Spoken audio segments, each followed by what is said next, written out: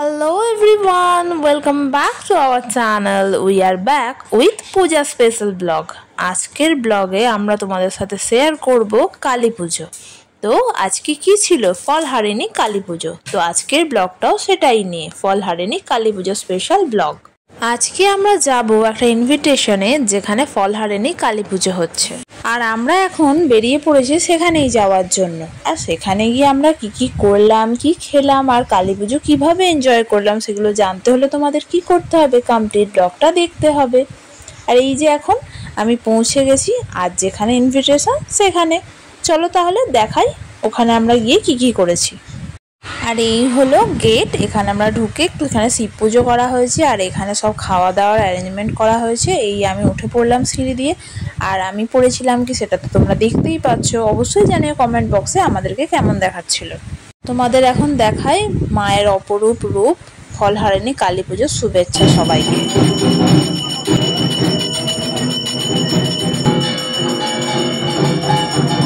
আজকের পুজোর লাঞ্চের অ্যারেঞ্জমেন্ট তো এখানেই করা হয়েছে। তো আসার সময়তেই দেখিয়ে দিয়েছিলাম, আমরা খেতে বসে গেছি। এখন তোমাদেরকে দেখিয়ে দিই আজকে কি হয়েছিল।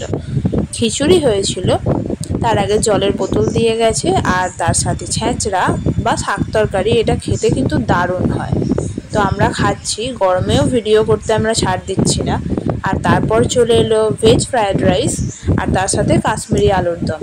তারপর দিয়ে গেল আমের চাটনি, তার সাথে পাঁপড় ভাজা, আর তারপর পায়েস খেতে তো পূজার ভোগ হিসাবে কার না ভালো লাগে।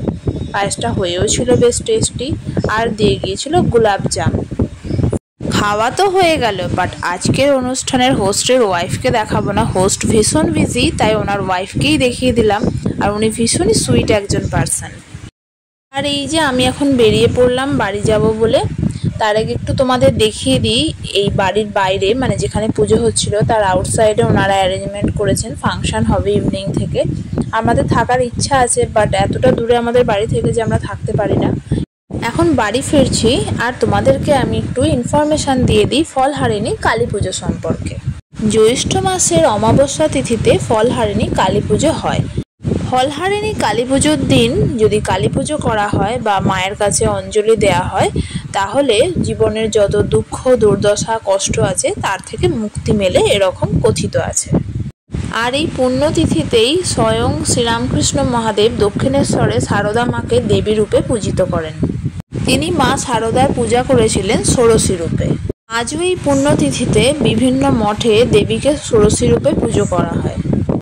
আমার যা কিছু জানা ছিল ফলহারিণী কালী পুজো সম্পর্কে সেগুলো তোমাদের সাথে শেয়ার করে দিলাম।